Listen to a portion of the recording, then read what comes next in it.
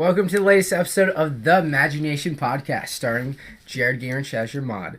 Today on the panel we have some of our favorite folks here today with me. Ruben. Angie. Johnny. Alright, let's dive into our first topic here on the agenda. Blitz Assault game developments from last week. Let's discuss the recent build developments, including Rin's grapple attacks. What do you guys think? Oh, like the grabs are pretty cool, and I guess some of the other stuff kind of still needs to be implemented about some of our other moves, but I was like, nice to see improvements on that. Did you like how she slugged through Spade's head? She's like, BAM! BAM! Come on! Yeah, they need some work, but I'm thinking it's from a programming standpoint largely. But yeah, because it's all hard coded for the grapples. Yeah, so especially her up throw is especially hilarious. Oh my god! Oh man! When she pops them up and they teleport back down and then she slaps them again. Did it even connect? Because there's supposed to hook him or something, but then she's supposed to gut him, and it's just she pecked. She's like, what? And then it's standing. It's floating, and then they just lift or something. Yeah, they lift and then they pop back down. And she continues to their attack, and you're just I just saw Spade stand there watch her. He's like, "Ah, you failed. You failed." Didn't get me. So how did you guys like Rin's revised Blitz Assault? Works a lot better because now she's not throwing the dragon, so her long animation is a bit more warranted. But the dragon needs more hitboxes. Yeah. Way more hitboxes. I agree. You're saying it's easy to dodge? Well, right now only the head has hitboxes. So if you jump and land on the body of the dragon, oh man, you just kind of slip off. Dragon Rider. Yeah. Which, I mean, if it was just a super fast dragon and you just get big blued and when you get KO'd from it, it'd be funny. But I don't think it needs to be like Snorlax. He's get near me, you're dead. Exactly. Yes. Could probably use some VFX too. Yeah. I think definitely a trail or something, at least. And also the audio, which is going to be in this new week's build. Because it was just it just appears I'm where's the dragon noise? Hello, I am the dragon. Something terrifying, you know? I'll try you. Yeah. Or maybe they go flying or something to get hit by it, or throw them off the stage. I'm glad that everyone really got into definitely playtesting and really going around with checking all the characters. We got some fantastic feedback with Spade and seeing how kind of teleports with his safety climb roll, ledge climb. So we're gonna be working on that this week. That's gonna be fixed along with a lot of new revised assets such as the new burst, which I'm looking to because I feel in a large party it gets kind of you kind of lose track of the burst because it's so not distinguished enough. So any other feedback on some of the minor changes we had with Spade or Rin? I like how the knockback reduction on Spade's down special. Yeah. Love it because, it should not be just a shield of death. That he can just pop up whenever he wants. All the time, I would say. Because he can just run around with it the entire time. This week will be pretty awesome with that, where we've actually added a really cool green VFX circle. So now we can actually see when he uses that attack. But we might have to add more slowdown to it because he still seems to get what we just said, just quite too often. Yeah, and Rin's neutral special now, it looks better when someone gets hit because before it was halfway, at waist length, how the fire would come up, but now it's at foot length, so it looks way better. Yeah. Definitely a lot of good improvements, and wish I could have showed you Community. Unfortunately, I recorded it in a bad format, and my web server didn't want to upload it. So sorry about that. Or you'd actually get to see firsthand how it looked. Yeah, it was being a joke. Yes, it was. All right, moving on here. Towerfall Expansion Anticipation. Discuss expectations for the new Towerfall Dark World expansion. Go. Yeah, definitely looks really cool, and the should be definitely some epic boss fights in there. I'm not too sure about like how the storyline's expanding. It looks like they're going with a different theme or something, but so mainly just play the multiplayer, but I try to get more into the storyline too.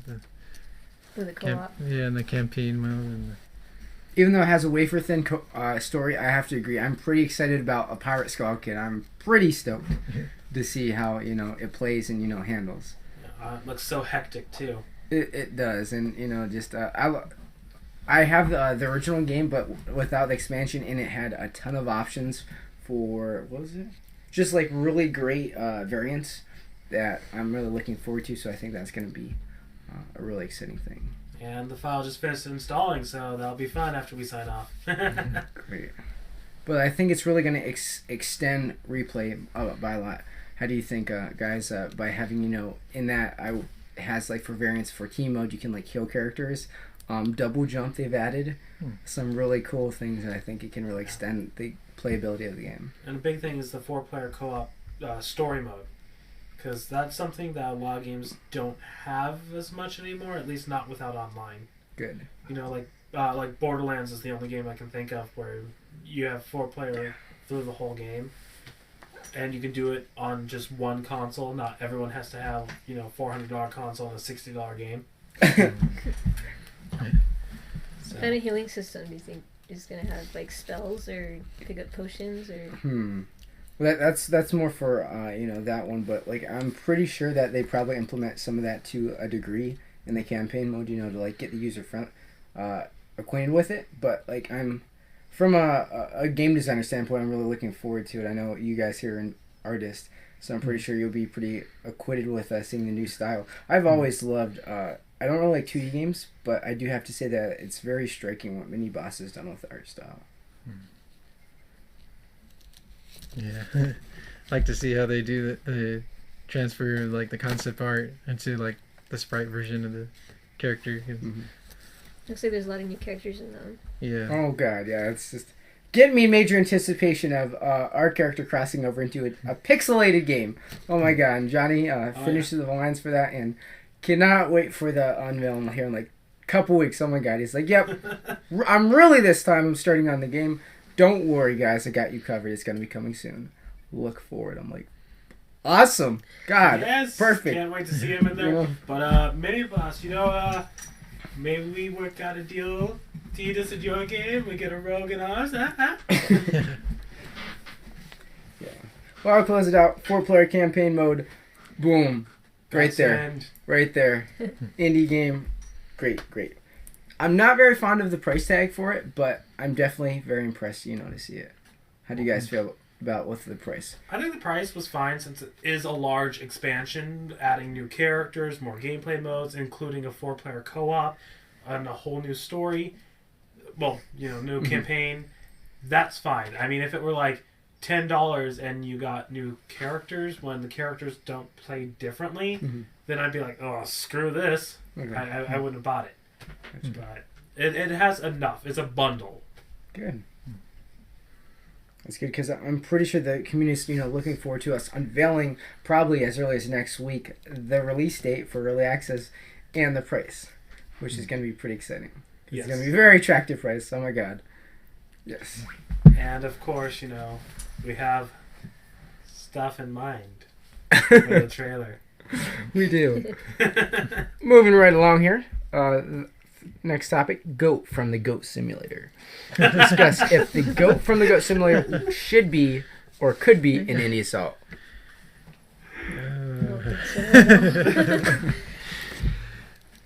I mean, that's maybe more to kick his ass. Like we would just be like ramming into people, and I don't know how he would have a double jump or a backflip or something. It would just be chaos. I don't see how you could really have a moveset. Going on steroids, baby. Black sheep. Because when I was reading different people's suggestions, I'm like, GOAT. I'm like, well, he could be kind of like Game & Watch because Game & Watch had all those attacks based off of Game & Watch games, but just give him super glitchy like nonsense. Instead of like him actually grabbing, he just like makes this weird like he freeze animation, and you just stop and you get stuck in this frozen animation, some nonsense like that. But other than that, it would be so hard to replicate the insanity. Yeah. I mean, I think Titus would throw a fit having to fight a freaking goat. Sacrifice the goat. Make an offering. Yeah. Get that line in there. I sacrificed you back then. I would do it now. I mean, couldn't you just see like Titus and Spade clapping in the back as a goat's like, sitting there just staring? No, just chewing some like what is that? Just Hey, like chewing grass, and they're all like, "This motherfucking goat." We've lost to a goat. But that said, I would love it to appear as like an assisting character. Kind of like those like assist trophies have in Brawl. That would be awesome. I definitely think that would be like super interesting. It's just like, how do we go about incorporating that? Since like Indie Assault doesn't straight off have assist trophies, would it like break out of a barrel? It would be you find the demonic pentagram. So you collect that, and then it summons the goat? Exactly. Because at the end of the game, you can become a devil goat, so... Interesting. I'll go out on a limb here and say that I want to applaud Coffee Stain Studios for taking an asset off the Unity Asset Store and making a kick-ass game from it. I mean, that's not something easily any game studio can do. I mean, you just buy like a $20 goat, you're like, oh, this works, and then making just a totally glitched out game and be like, people loved it. But it's quite refreshing to see how everyone, is getting on board and looking more for diversity in the games, like not from just like an experience standpoint, but also in terms of playability. As Johnny and I, like, there's a lot of mixed feelings, revolving around the Deadpool game, but I felt like for me, it was a great game. Because it wasn't, exactly about anything groundbreaking in terms of gameplay, but it had that hilarious factor. It was pretty much the straight up Deadpool game. I wasn't expecting Uncharted or Nathan Drake. I was expecting a silly, comedic, pretty much, I wouldn't say mundane, but very watered down action experience. Yeah, because it's everything that Deadpool should be. And the fact that they didn't have the budget that they should have had, because Marvel wasn't giving it to them, they worked it into the storyline. I mean, I love what Deadpool's just like. It just shows how much money it's taking to render everything. He's like, I just blew up everything. He's like, what? Get my bank lawyer. Gotta get this fixed. Yeah, and I love all the different things, like him answering the phone and calling Nolan North. Or, the two voices in his head talking throughout the whole game. So I think, in ending, I think it's really good to see comedy games expanding in the horizon. I don't know if it has come to consoles yet. Yeah, it's on Xbox One and PS4. Okay. Or Xbox One, I saw it on 360. I think it's on PS4. I'm not sure. I don't think so. Not to my knowledge. Either that or it's coming. But definitely, I think that's good to see, from like a console experience, getting more different games of the different genres. But for my vote, I'm saying no, just because I can't create the insanity. At least in my mind, as a designer, I couldn't. Yeah, just at least not as a playable character.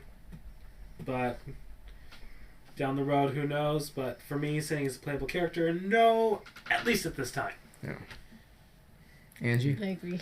You agree? Ruben, do you want him in? Yeah. Ruben's like giggling. I'm going to take that as a yes. Yeah, I mean, I don't think... I guess he's going to be customizing his goat over here. Go! I mean, that was a good idea maybe for like an assist, but yeah, I don't think that's a playable character. Okay. Moving on, Octodad from Octodad, Dadliest Catch. Now, panel thoughts if Octodad should be a playable character. I think he would be amazing. I really do. Just because there's so much to draw from, and especially since his game is a 3D indie game, that means he already has a rigged model for us to work with. Assuming, they allow us to use the asset. I just think it would be a nightmare animating all those damn tentacles. Yeah. That's where I stand. Yeah, because that was the big thing with Philia, because trying to think of a way, like, animating her and modeling and rigging would be a nightmare. Yes. And the physics too is like kind of almost similar to like Goat Simulator. That It's really just wiggly. yeah, like moving. Yeah, all over Everything place. like touches like just sticks. Yeah. So he doesn't even have to pick up items or the leaf. He just like oh. It's kinda just cool. walking over it and picking it up. He has like 6 black hole bombs on him. Help Yeah. me! Pretty much. In terms of a gameplay standpoint, I'll go on and say no. I just can't see him being. I think he'd have a fun moveset, but just technical limitations. Yeah. Yeah. Ruben, Johnny, wanna sound off?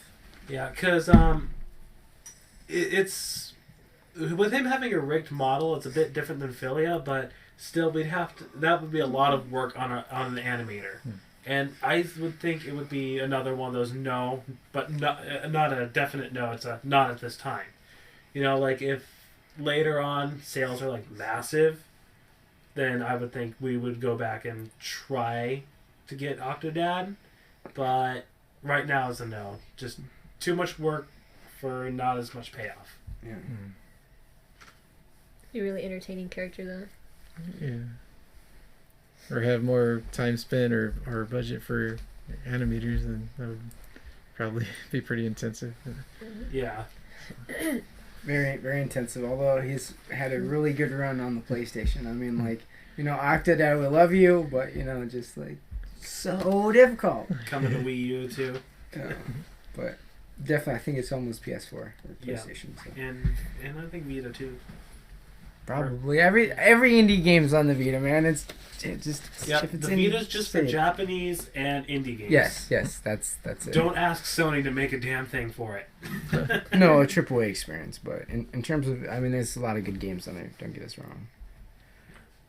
The next extremely subjective topic of Michiko or Narumi from Sakura Spirit. So I looked over this, and my initial thought is fan service, hot ass chicks with no substantial moveset options. Nope. Yeah. Ruben, Yeah, he's 'cause got a paragraph here for you No. people. Let him expand his intimate thoughts on this. No, well, I was just more confused about it because I know it was more like a visual novel, so then not knowing the storyline and not really having because I didn't know if they were like fought or something. Because I don't know any kind of moveset or anything. It's just more, I guess, for visual interest, pretty much. But other than that, I don't. Like, what the hell do they even do? Yeah. Right. Because there were a ton of visual novels I saw mentioned, and this one I just thought would be the most fun to talk about because a lot of the other ones it's hard to find video or hard to find just good information. Even with Sakura Spirit, it's a fan service game. At its core, it's a fan service game. So we're going for an E10 T rating in that general area. And I've played Sakura Spirit, and there's a scene where Narumi's like, hey, do you want to eat chocolate off me? And she just shows up in your house completely covered in chocolate. So I don't think that we can replicate that and stick with the T rating. Right. Oh man, we want to, but it's just so hard. And Narumi's a ninja, Machiko's a fox spirit, so there's possibility, but they don't do anything in their games, so it would just be a lot of, work on either us or, Our moveset designers and our animators. Yeah. Lots of work. Lots of work. So yeah, that's, and plus the jiggle physics, I don't think we want to try to consider right now. We'll be adding 6 axes. Coming soon. No, we'll just have to call up Tecmo Koei. Hey, where's that engine for those great jiggle physics? We need it. Hitboxes on our boobs. Hitboxes on our boobs. I have Dead or Alive 5, and I'm just like, wow, these actually move pretty well. It's sad that this was a selling feature for the game. Yeah. But it was a champion. Remember that Back to the Basics, I am champion. Their marketing campaign for that. So, roundtable final closure on this topic. I want to, guys, but yeah. Gotta opt out on saying yes. Gotta be a no for me. No. Just no. Just no. No. Nope. Alright. Very Chill. interesting topic here for us to discuss. Are remasters good for gaming discussion? Does everyone know that a professional esports league had a tournament with a Halo Master Chief Collection, yet the netcode on the Xbox One version of the title failed and ruined the entire tournament? Is shining up an old experience for gamers to replay worth your money? Sound off, Johnny. Okay. So, there's great examples of this and terrible examples of this. So, Halo Master Chief Collection is a pretty good deal since you're getting Halos 1, 2, 3, and 4, but they completely botched the netcode. Then, Sony announces God of War 3 remaster. Oh, what's it got? God of War 3 on PS4! I'm like, no. And? No, that's it. But, in contrast, there's some games like a Japanese game like Fairy Fencer F. They're like, what they decided to do is they added a whole new storyline campaign to it, and they upped the party size from 3 to 6. So that's a great way for them to remaster by adding new features and new stuff to do. I mean, like Wind Waker HD it's cool and it's pretty, but $50? And then come on, Nintendo. So it goes both ways, depending on, it's when it was PS2 to PS3, it was a lot better since those games are hard to find. Yeah. Kingdom Hearts 1 and 2, oh my god, where are you going to find it? But if you're like, can I get God of War 3 at GameStop? They're like, yeah, $3. True. Did you ever play DMC 5? Because that was supposed to be a reboot, right? Yeah, I didn't play it because I wasn't a big Devil May Cry guy. DMC or DMC? DMC, Devil May Cry. Yeah. I haven't played the 5th one. The one I was from Ninja wondering. Theory? Huh? The one from Ninja Theory? Where One where Dante he's got like short hair? where he looks like a dirty He has bum. like white hair. Dante. I think that's his like partner. I forget his name. Virgil. But then Virgil. I His didn't brother. understand who the one in part 5 was. That supposed to be him because he looks totally different. Yeah, so Ninja Theory rebooted the series, and they tried to make it more kind of realistic and better for a more mainstream audience. However, mainstream people didn't care. So then they just had the Devil May Cry fans who hated the fact that Dante didn't look anything like Dante. I mean, it'd be like, giving Mario, making him look like an actual gangster and giving him like a hardcore Or making him look remake. skinny. Like, Yeah. they just tried, like, centralizing the character. And Exactly. and they focused on the gameplay, but they centralized the character, and I felt like they lost, what made the original so, lucrative and so, I don't know, pristine of, like, hack and slash genre. Because Gauntlet's my crap. I love that game, but Hell no. yeah. Yeah. Dante, I really never Yeah. dove into Devil May Cry. But the flip of that is Tomb Raider, where they took Lara Croft, who was a generally boring giant piece of wood with 2 boobs on it. And they made her into a very developed and interesting character in the new Tomb Raider reboot. By Enix, right? Yeah, Crystal Dynamics and Square Enix. Because, I mean, even some of the PS3 ones before it still went with the old school Lara Croft where she's spouting off annoying one-liners in a British monotone. Like shooting a tiger in the face and saying, "Down, kitty." And you're like, oh, What are you talking about that? Well, I'll jump back to remasters outside of reboots real fast and go on that. I like the Tomb Raider, I think it was the Anniversary or Collection, where they redid Tomb Raider 1 on PS2. That was like one of my favorite games I had for my silver PS2. I loved it. And had that the original. I don't know if there was a second game, but it was just definitely the original. It was fine tuned with an extra level, and it was like, oh, this was gaming nirvana for me. Any topic have you guys played? Because for him, it sounds like he's focusing more on the reboots. I know there's a few remasters. yeah. Well, there's a ton of remasters. I've only really played Tomb Raider, so I can't really. Yeah, because with the remasters, I mean, Because PlayStation. all the games I want, they're not doing it. Yeah, right? Like, for real, it's like, okay, we'll remaster this game. We'll remaster a shooting game. Like, I'm like, it's like, okay, we're bringing the Tom Clancy. No, I don't want that. Where's my ape escape? yes. I want to catch monkeys. Something different, please. Yeah, I mean, shoot. They like remastered Metro for PS4. Yeah. That I'm sure so many people were like, God, I wish I could play Metro on PS4. Not XCOM. I mean, XCOM, that's boring. No, I want Metro.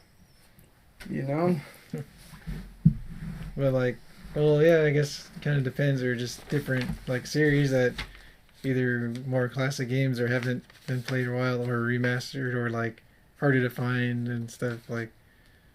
Well, like, cause even like Just a Radio did a HD remix, or then like, I don't know, something like Battletoads or whatever, like something that people would want to play, or either older game or classic, an underappreciated genre.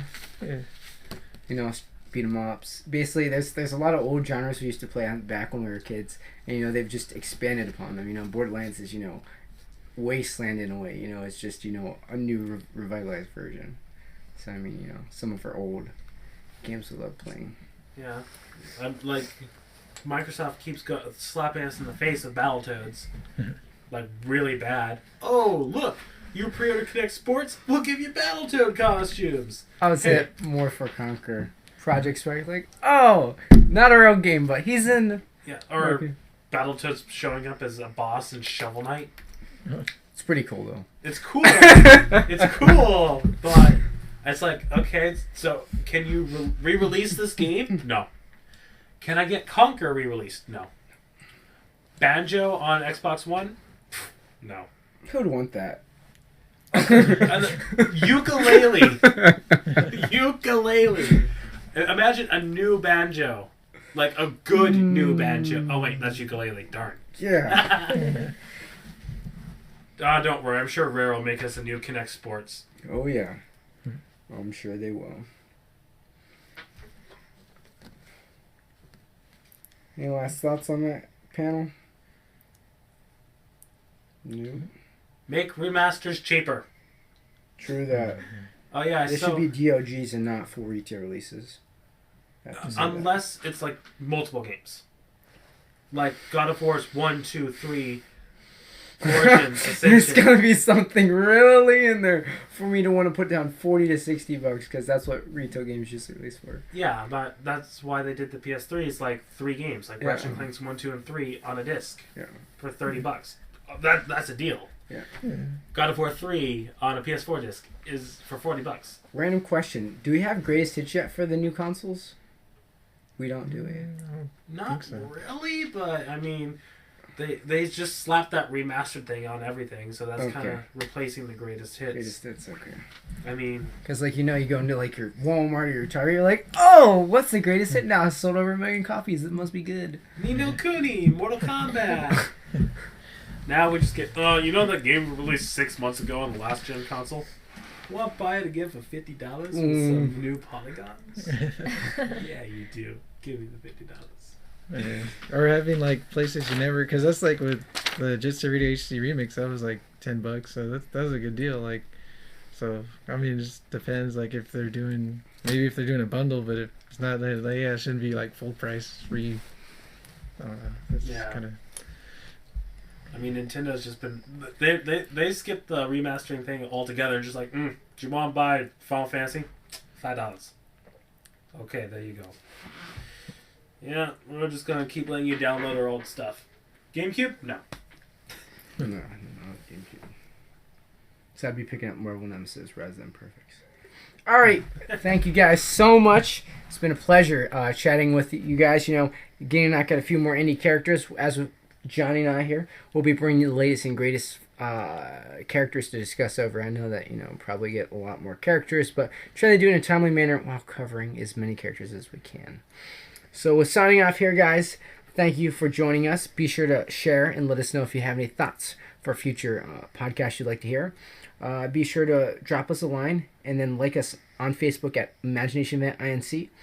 Follow us on Twitter at Imagination Event or at Indie Assault, the handle. And then be sure to, of course, to subscribe here to our fabulous Jared, Johnny, and Gene Rubin.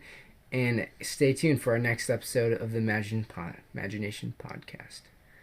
Guys, have a great night. Have a nice night, everyone. Stay beautiful. Good night. Good night.